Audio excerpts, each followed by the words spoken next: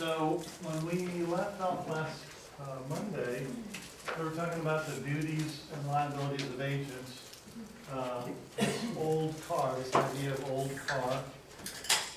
To whom do we owe these duties? To our clients, right? To the principal, right? So whether we're talking about the firm itself, who is actually the agent, and or the individual brokers, these are the duties that we owe to our clients: buyers, sellers, tenants, landlords. And we want to make sure that we understand these duties thoroughly.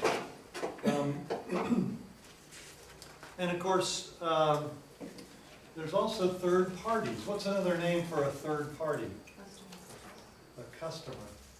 So y'all are getting this new language down. I like that. It's good. So a customer is somebody that we don't have an agency agreement with, and yet we do owe them some duties. According to NC license law, the Unfair and Deceptive Trade Practices Act, and the common law of agency. What duties do we owe just a customer or a third party? Honesty, yes.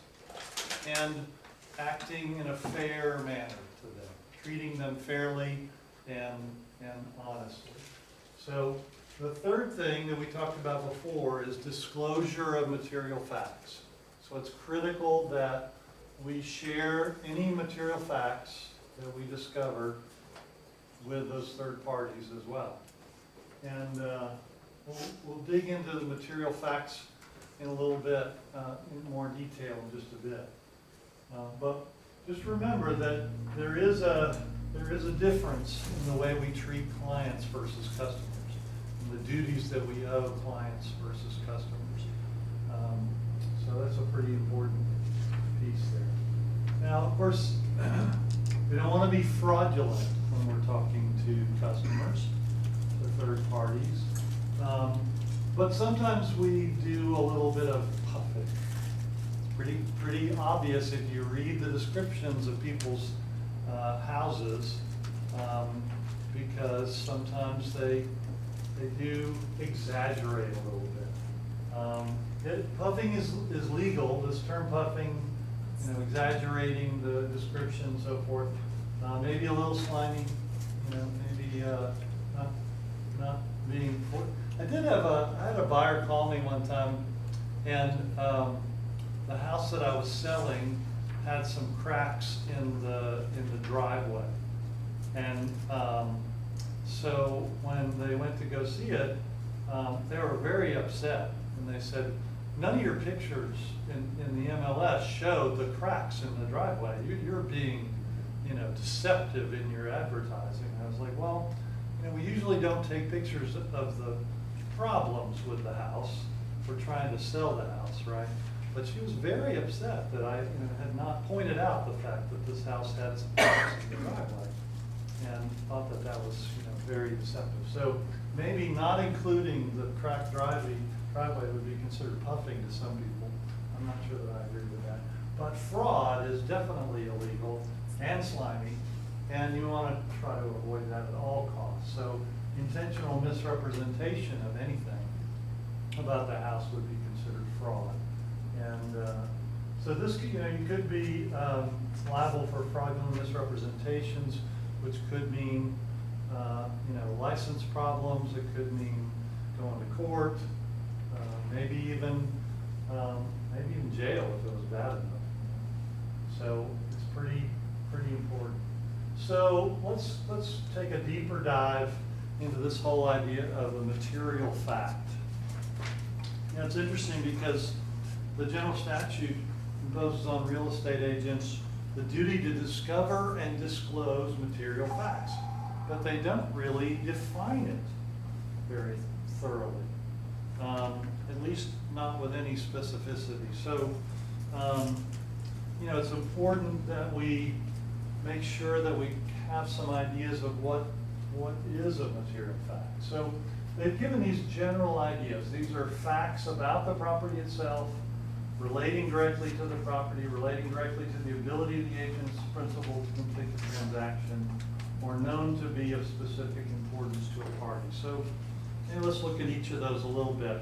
So about the property itself, what might be an example of something that's a material fact that you should disclose to a buyer, or even to the seller for that matter, if it's discovered? What would be something about the property?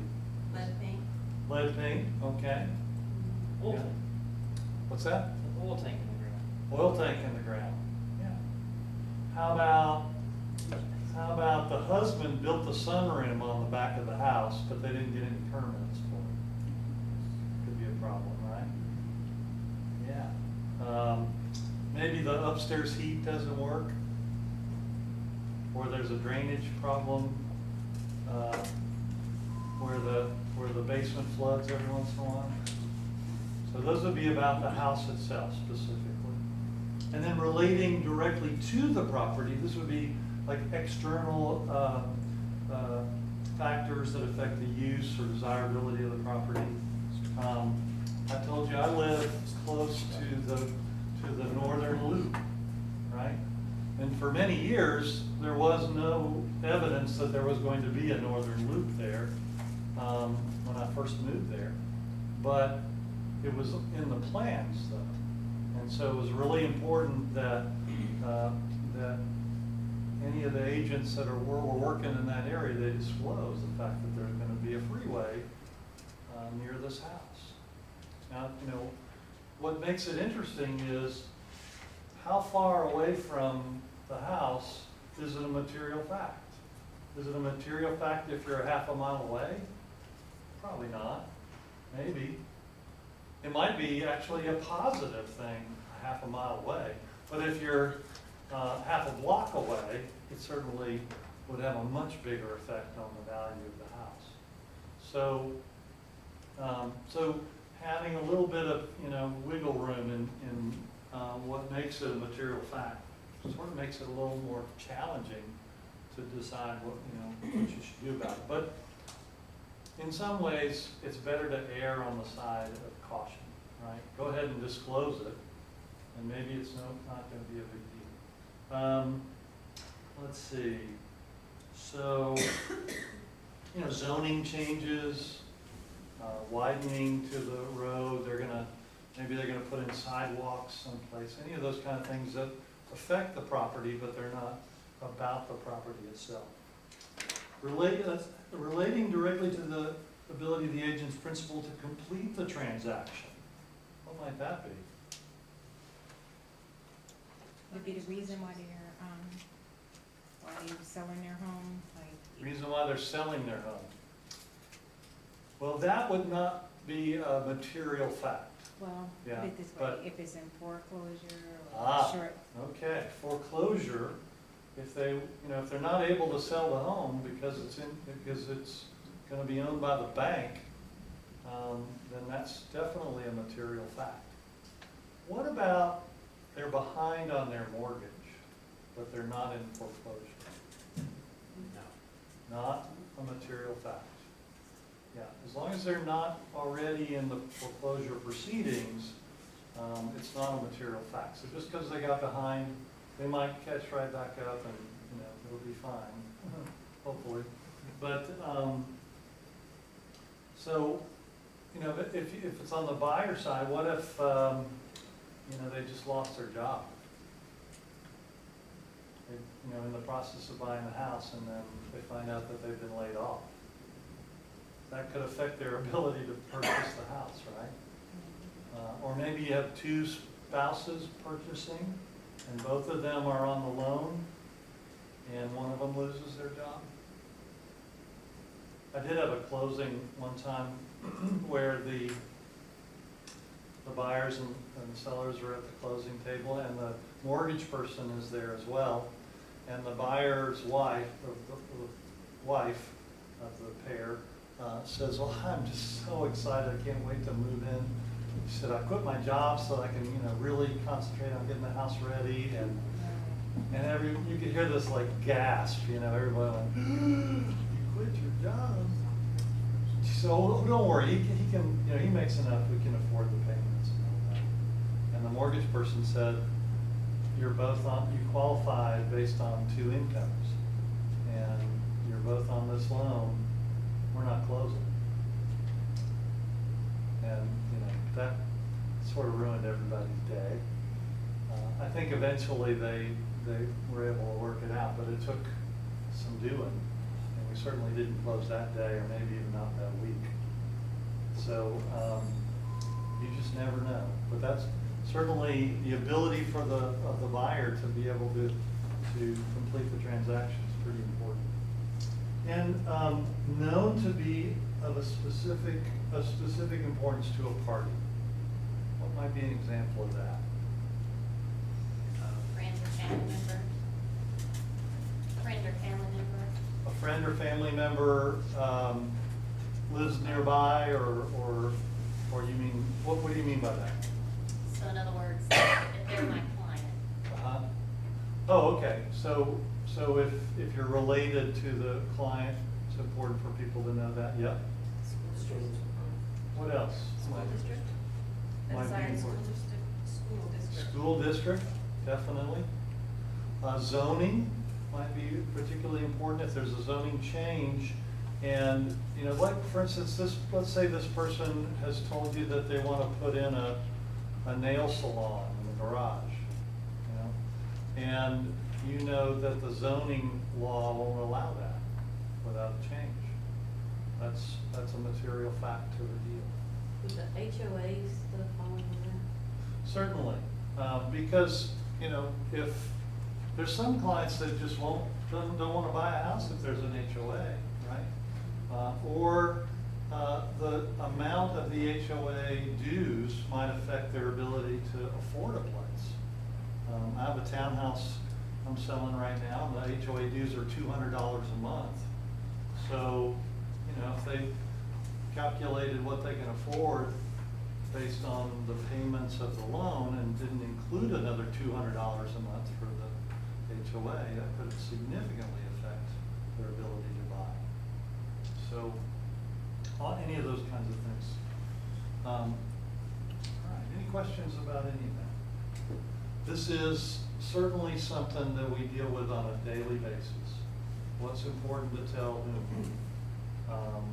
And with mortgage companies involved, it gets even more sticky, because there are certain things that the mortgage companies want to know, but sometimes the mortgage representatives will say, well, maybe you should just not tell us about those kind of things. Like for instance, let's say you have a termite inspection, and and the termite inspection comes back and it says evidence of previous termites that have been treated. All right.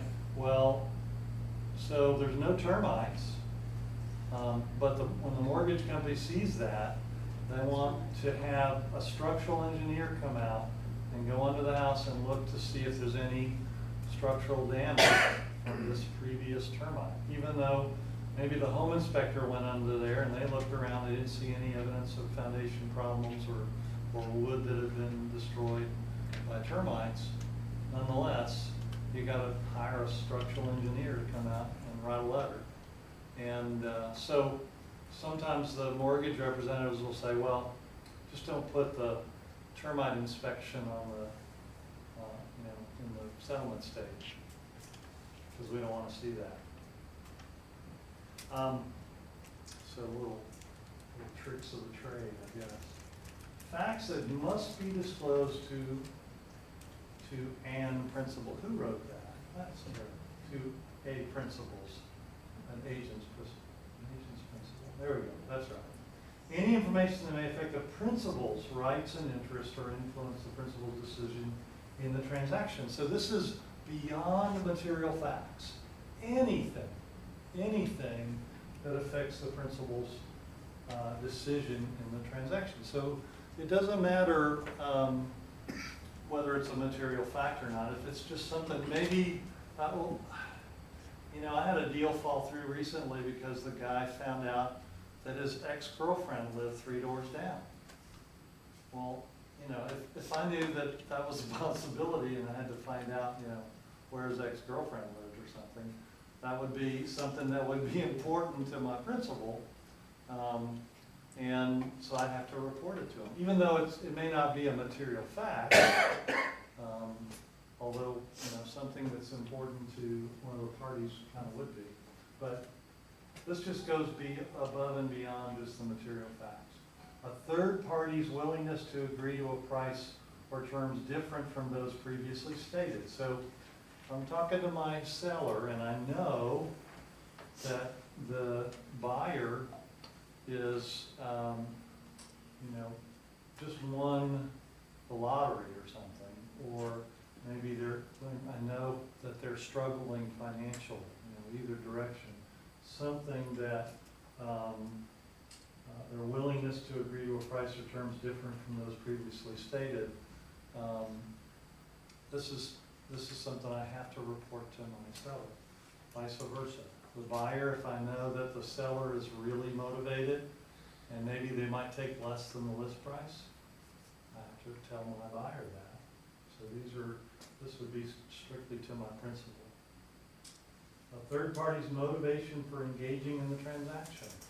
Sometimes we just ask the other agent, why is your buyer looking in this area? Or why is the seller moving? Sometimes they'll answer that question, sometimes they won't, right? But if I can find out what their motivation is, I have to relay that to my principal. Any other information that might affect the principal's rights or interests? I know we already did that. Okay. So the duty to discover and disclose. How do we find out this information? Well, we ask questions, right? You have to dig around a little bit sometimes. So if we're talking about, you know, trying to find out information about the house, we might ask the seller. We're the listing agent, we're going to dig around as much as possible. So how long have you had gas hooked up to this house? It's an older house. Well, I don't know. It's probably been since the 1970s or so. Oh, okay. What did you have before that? I don't remember. I'm not really sure. Could it have been maybe oil heat? Because there's 2 pipes sticking up out of the ground next to the house.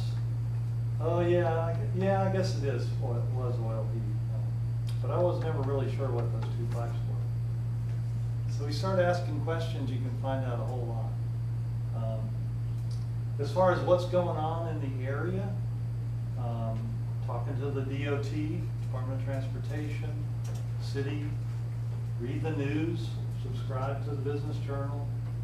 These are all ways that you can collect this information. Talk to the neighbors. Do your due diligence as a real estate broker. Now, we're not expected to dig into walls or to be experts at you know, any of these kinds of things as far as, you know, plumbing or air conditioning or any of those things. But if it's something that a reasonable professional real estate broker should know, then you're going to be expected to sort that out. I will say that I learn something every day as far as the way things work.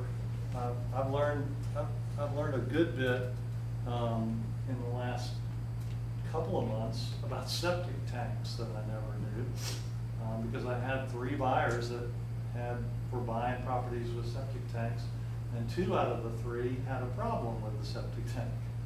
So I can tell you lots about poo going into septic tanks and going through the lines and all of that, more than I ever wanted to know. And my septic guy loves to send me pictures of all the nastiness. So we continue to grow as you're in the business. So again, just to emphasize the difference between a principal and a third party disclosure. A third party gets all the material facts. As a course, and so does your principal. But the principal's gonna get any information that affects their rights or interests or influences the principal's decision. So, kind of a leap ahead from. So the next thing they talk about in the textbook has to do with some of the bad conduct that happens in real estate. So we talk about, sort of if you need to disclose things, and if you don't disclose them, that bad things can happen. So these are some of the ways that things don't get disclosed or basically are misrepresented.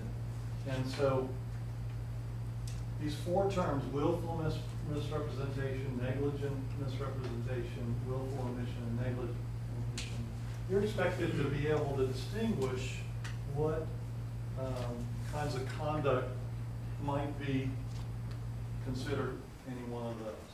And so we kind of break this down. If it's willful, then it's deliberate, it's intentional. We do it on purpose. If it's negligent, then it's done unintentionally. And I can tell you that we all probably have mistakes that happen unintentionally. In fact, I'll tell you about one in just a little while. When Jan was making out the answer sheet for the homework that I gave you the answers to, she missed a couple of answers on those, and I'm going to tell you what those are. But it was unintentional. She didn't mean Back to to do the last that. page. And so we're going to correct that tonight. But if it's misrepresentation, then we're communicating false information. If it's omission, then we're failing to provide or disclose where there is a duty to disclose. So failing to provide is omission. We leave it out, right?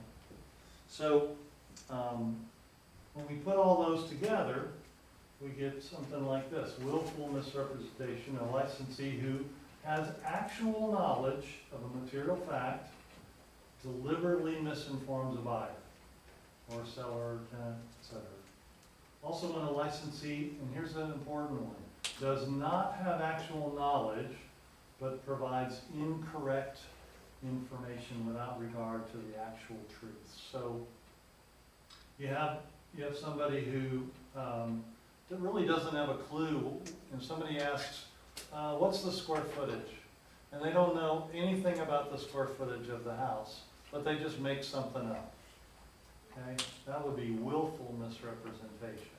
So they didn't mistakenly give them the wrong square footage. They really didn't know, and they just made it up.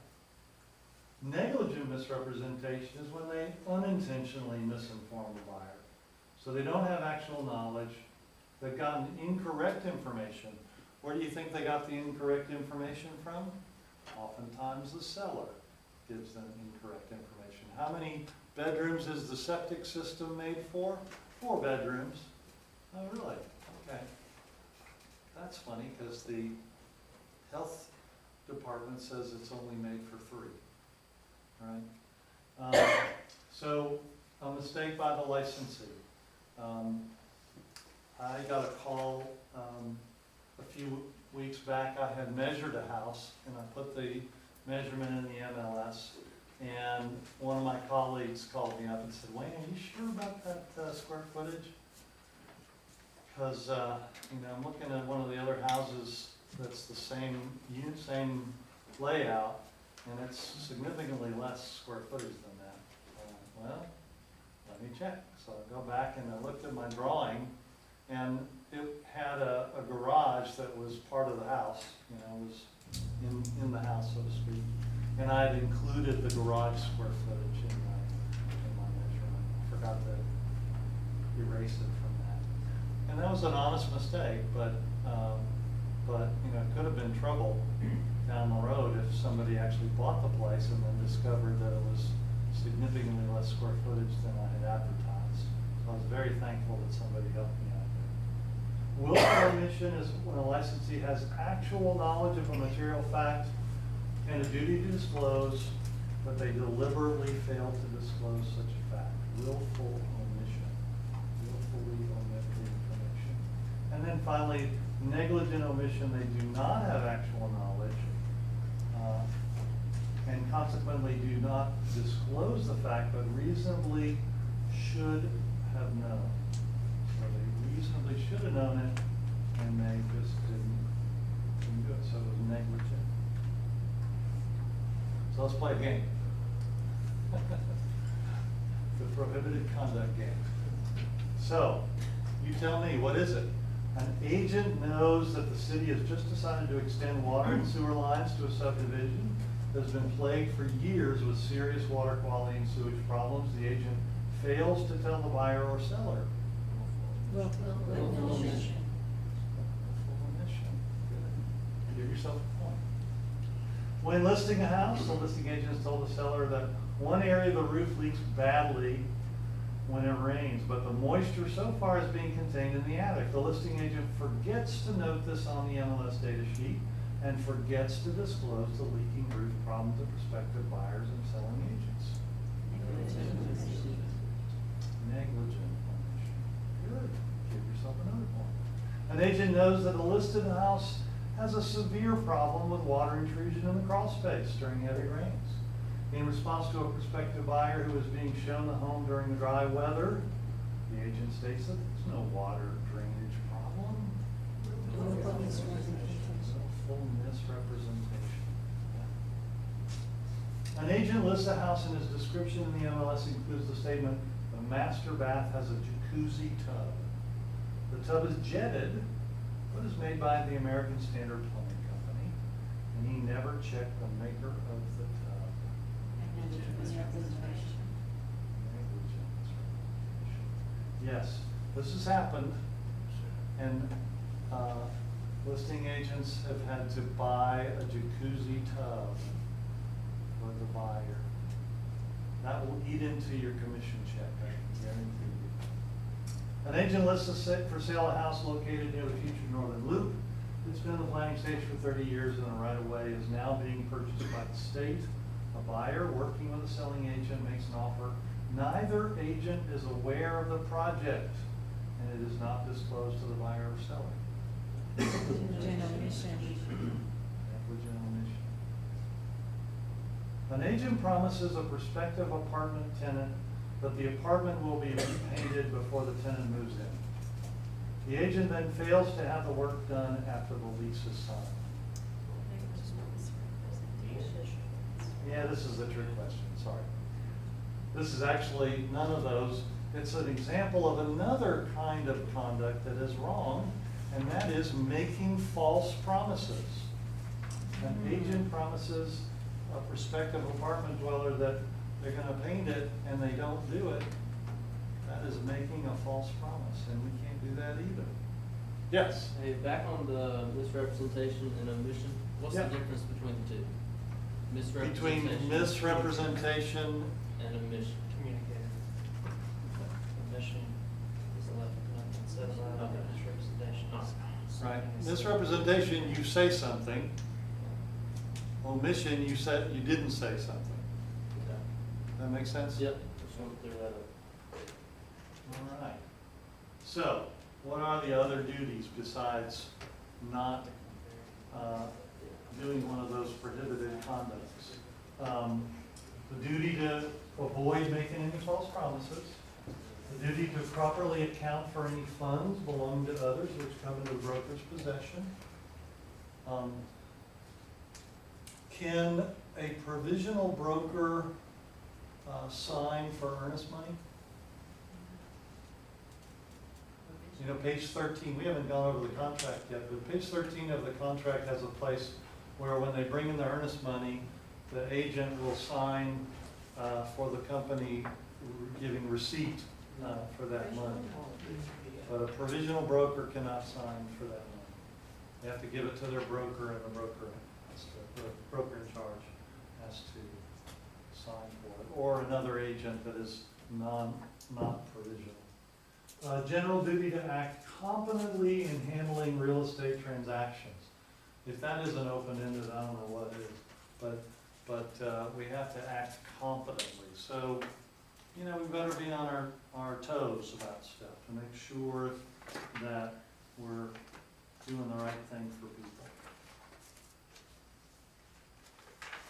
The duty to deliver principal's offers and contracts involving the principal to affected third parties. So the buyer wants to make an offer, but you have stuff going on that weekend. You know, your kid is having graduation that weekend, or something, big party going on. And you think, well, I'll just wait till Monday to make that offer. That's a problem. What could you do about that? You're just too busy to handle this offer. Get somebody else to help you with it. Right, one of the other agents. Another reason why having an office with, you know, more than one person in the office is a helpful thing is you can lean on some of your colleagues and say, listen, would you mind presenting this offer? I'm up to my ears in alligators. This is way off the subject, but if I'm a buyer's agent, can I present my buyer's offer directly to the seller? The answer is yes, I certainly can.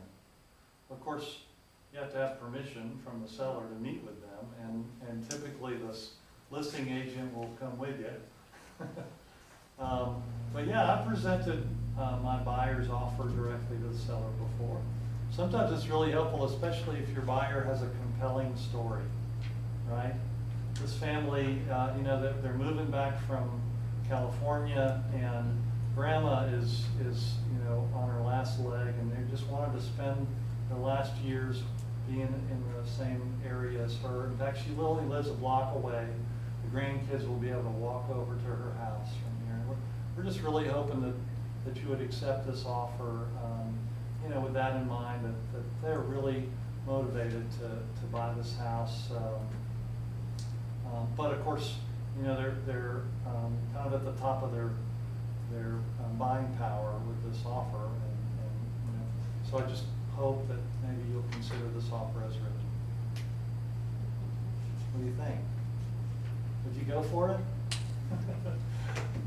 But not very many agents will do that because it's time consuming, and you know, sometimes you get pushback from the listing agent. They're not all that excited about having to come to their turf. The duty to disclose to third parties any referral fees or kickbacks received for services recommended or procured on the third party's behalf. Yeah, so we oftentimes will deal with home warranties, and it used to be that the home warranties would pay the company like a kickback fee. So they'd get $10 or $15 or something for every home warranty that was sold by the agents. I don't know that they do that anymore. I don't recall that being an issue anymore. But if there's any kind of, you know, kickback or fee paid, you have to disclose that. We'll talk some more about that later. There's some unbelievable things that sellers sometimes will do to attract buyers, including trying to bribe buyers' agents to come and sell their house. So this week there was an open house, a realtor luncheon at one of the new subdivisions, and they had a food truck out there that was serving really good food. But they were also giving away prizes to brokers that came out to it. And so the way it worked was, when they had 3 houses open, you went to the first house, they gave you 2 playing cards, and you went to the second house, they gave you another playing card. You went to the third house, they gave you 2 more playing cards. So now you have 5 cards, and you go to the last house, and basically you give them the cards. Whoever has the best hand of poker wins. And so the top prize was $2,222. Yeah. Do you think that they got a lot of brokers to come out and have lunch that day? Heck, yeah. They were hoping for 100. So it worked very well. The best I've done is to have a massage therapist do chair massage when people came. I never gave a $2,000 prize. So, what kind of things might not be a material fact? So a haunted house, not a material fact. But you'd be surprised. I've had listing agents tell me their house was definitely haunted, but it is not a material fact. Someone died in the house, not a material fact. Someone lives next door that's a sex offender, not a material fact. So if somebody asks you, did somebody die in this house? Especially if they're going, did somebody die in this house?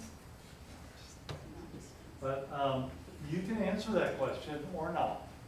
It's up to you. But you can't lie about it. You can't say, no, nobody died in this house last week. Because the neighbors will tell. Yeah, the neighbors will tell. So you don't have to answer, but if you do, you have to tell the truth.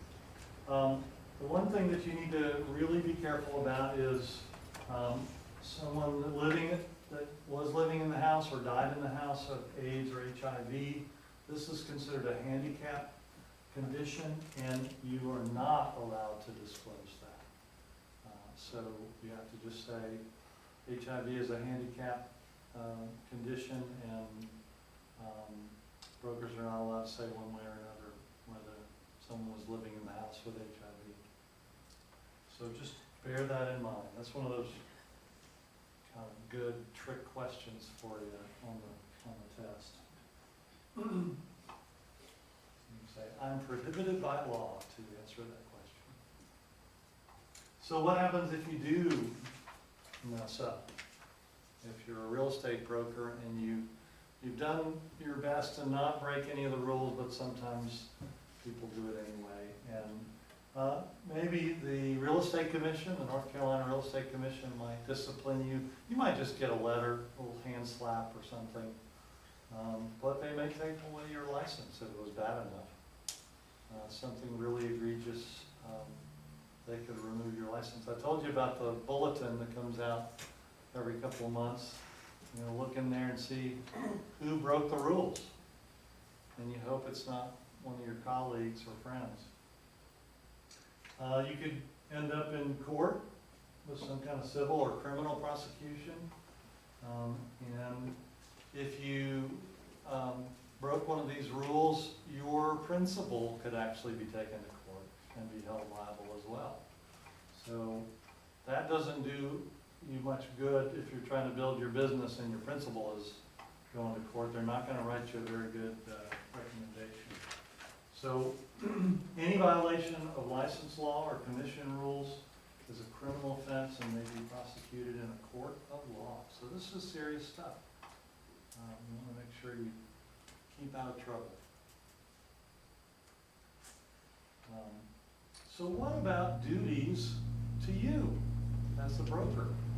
Your principal owes you some duties. They owe you at least these two. It says that they're going to act in good faith. So if we're talking about a seller, what kind of actions would they take that would show that they're acting in good faith if they're a seller? Pay the commission. Pay the commission, yes. How about long before that? Allow you to show the house. Allowing you to show the house.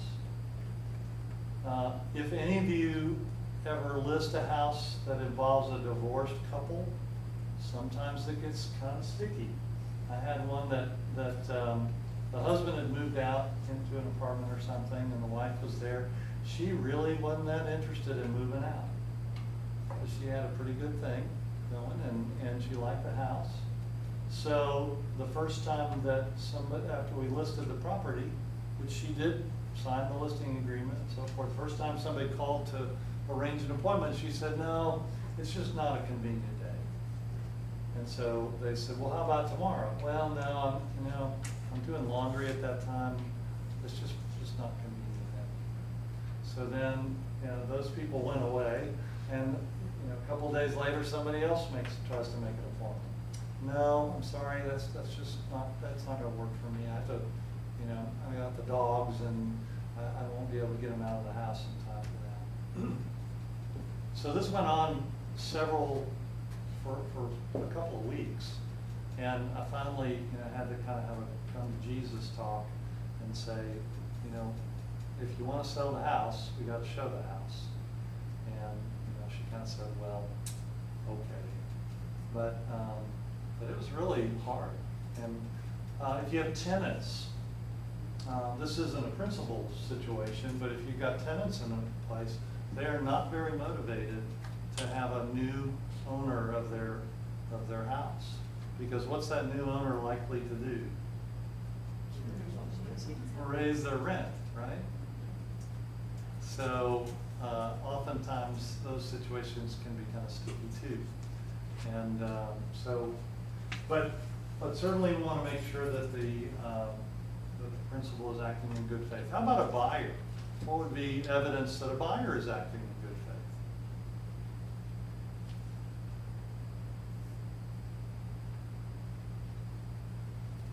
Well, what do we ask them to do? Interested in making a decision, so they have to give you the information on them. Okay, we gotta know what price range are you looking for, right? Have you talked to a mortgage person yet? What if they say, well, I'll do that later? They may not be acting in good faith. They may just be one to look at houses. I certainly, especially when I was new in the business, I probably did more tours of houses with people than I could count, because they just were interested in looking at them. I just want to see, can we go see that $1 million house? So acting in good faith, one of them is that they're really seriously considering buying a house, which means they probably need to be pre-qualified before you even show them a house. Because if they find a house that they like, you want to be ready to make that offer, because tomorrow it'll be gone. What about going out looking at houses with another agent, cheating on you? Of course, we'll talk about verbal buyer's agency in a little bit, but if they are in a written buyer's agency agreement with you, they shouldn't be out, catting around. They should be only working with you. And then, of course, getting paid is an important thing. Do buyers ever pay commission? Sometimes, yeah. Especially if they're looking at a for sale by owner, right? The for sale by owner may say, I'm not paying no realtor. So the buyer may be responsible for paying their buyer's agent. And so making sure that they understand that they are going to have to pay you, that you're going to get paid one way or another, is really critical. And certainly the seller. We'll talk about this in more detail later as well. So the principal's duties to third parties. So your seller's duty to the buyer, or to the buyer's mortgage company, or the buyer's duty to the seller. So the seller, for instance, has no duty to disclose stuff about the house, right? We'll talk about the property disclosure form, but in reality, the seller doesn't have to disclose most of the stuff on there. It just says they can just check no representation, which means I ain't saying one way or another. So there. But they can't lie. They can't misrepresent. And you would be surprised how many sellers will do things that are not very honest. You know, they hide stuff that they know. You'll be at the dining room table, the husband and wife, and the wife will start to say something, and the husband will like,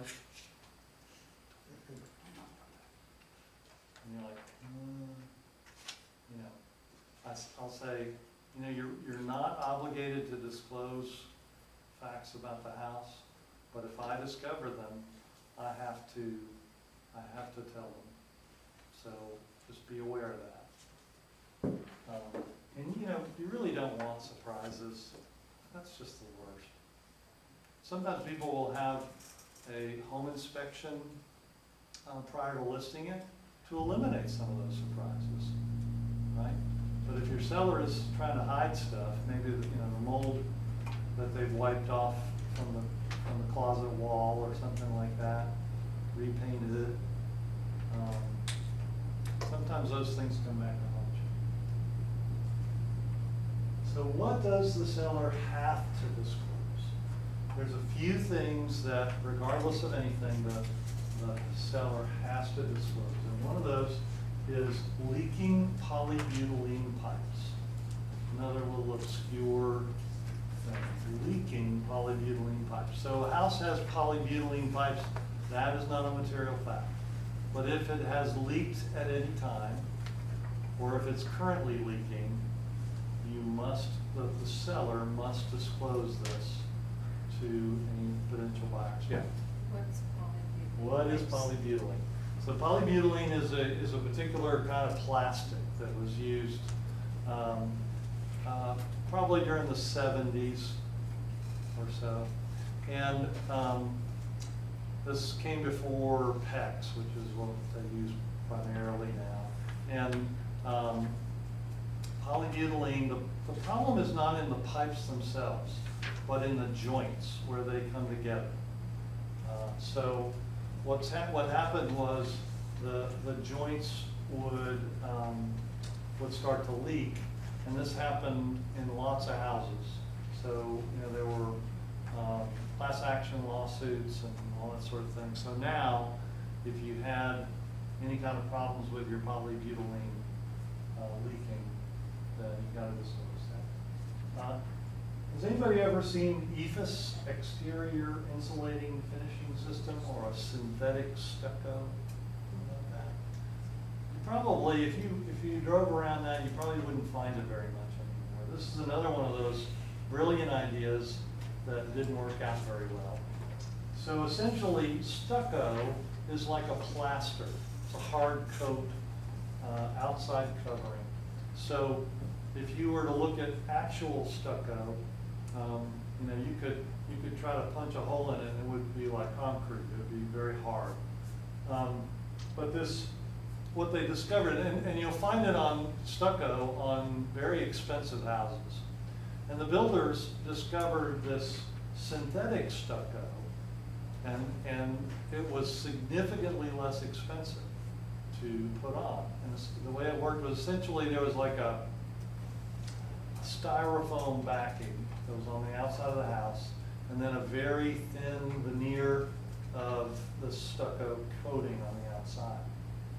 Well, what happened was the moisture would get trapped behind the styrofoam, and it would start rotting the wood underneath it.